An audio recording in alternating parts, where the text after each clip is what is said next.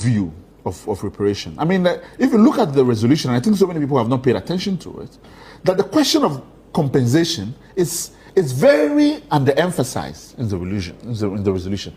Because one of the things that has been clear in terms of our negotiations has been the transatlantic slave trade was about the monetization of human lives.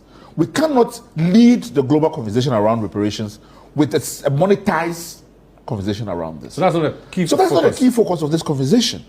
Now, what has been important to us? One, the return of historical artifacts that are continuing to sit in Western museums that they refuse to bring back to where they belong. It's a huge part of this.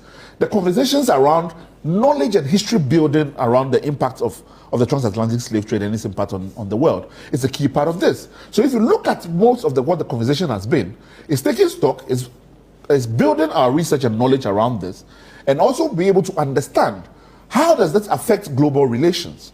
Whether or not in terms of the multilateral trade rules under the WTO, whether in terms of, and I think that former president, for instance, I'm championing, even in terms of credit rating agencies, how we reshape the global economic order is a key part of the reparative justice framework. Okay.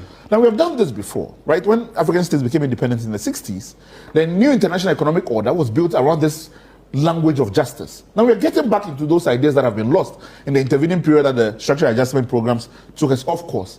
That we are getting back into those conversations and say, okay, what world do we imagine for ourselves? A world where the global responsibility towards each other is enlightened. And we saw fragments of that break, particularly during the pandemic and COVID, that it became each for themselves, where the global burden of what the pandemic presented, many countries were then hoarding vaccines and all kinds of things. It's a very particular narrow view of how the world should relate to each other. And I think this is what this is shifting us towards. So put us on the same